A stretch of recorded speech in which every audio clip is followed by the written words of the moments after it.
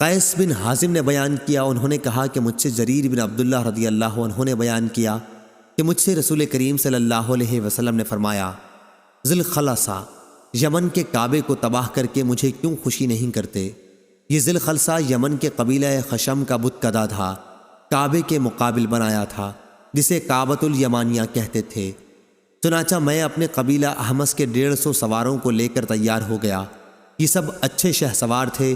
پھر میں نے حضرت صلی اللہ علیہ وسلم سے عرض کیا کہ میں گھوڑے پر اچھی طرح سے جم نہیں پاتا، تو آپ نے میرے سینے پر دست مبارک مارا اور میں نے آپ کی انگلیوں کا نشان اپنے سینے پر دیکھا۔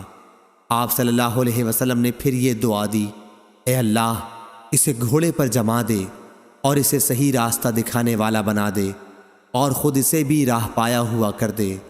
پھر جریر مہم پر روانہ ہوئے اور ذی الخلصہ کو توڑ کر جلا دیا۔ اس کے بعد نبی کریم صلی اللہ علیہ وسلم کی خدمت میں خوشخبری بھجوائی۔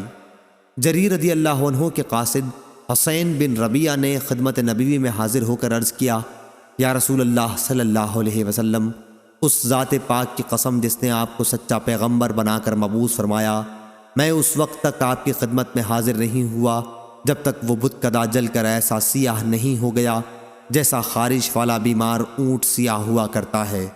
یہ سن کر حضرت صلی اللہ علیہ وسلم نے قبیلہ احمس کے سواروں اور ان کے پیدل جوانوں کے لیے 5 مرتبہ برکت کی دعا فرمائی۔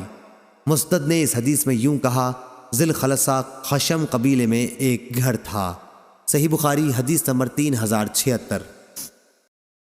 شیبان نے بیان کیا، ان سے منصور نے، ان سے مجاہد نے، ان سے طاؤس نے اور ان سے عبداللہ بن عباس رضی اللہ عنہ نے بیان کیا کہ نبی کریم صلی اللہ علیہ وسلم نے فتح مکہ کے دن فرمایا، اب ہجرت مکے سے مدینے کے لیے باقی نہیں رہی، البتہ حسن نیت اور جہاد باقی ہے، اس لیے جب تمہیں جہاد کے لیے بلایا جائے تو فوراً نکل جاؤ۔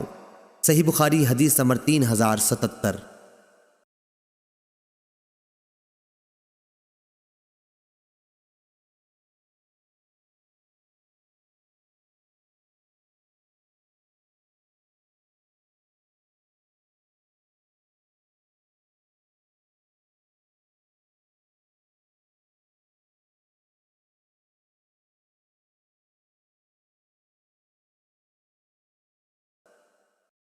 ابن جریج بیان کرتے تھے کہ ہم نے عطا سے سنا تھا، وہ بیان کرتے تھے کہ میں عبید بن عمیر کے ساتھ حضرت عائشہ رضی اللہ عنہا کی خدمت میں حاضر ہوا۔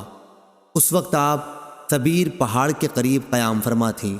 آپ نے ہم سے فرمایا کہ جب اللہ تعالیٰ نے اپنے نبی صلی اللہ علیہ وسلم کو مکے پر فتح دی تھی، اس وقت سے ہجرت کا سلسلہ ختم ہو گیا تھا۔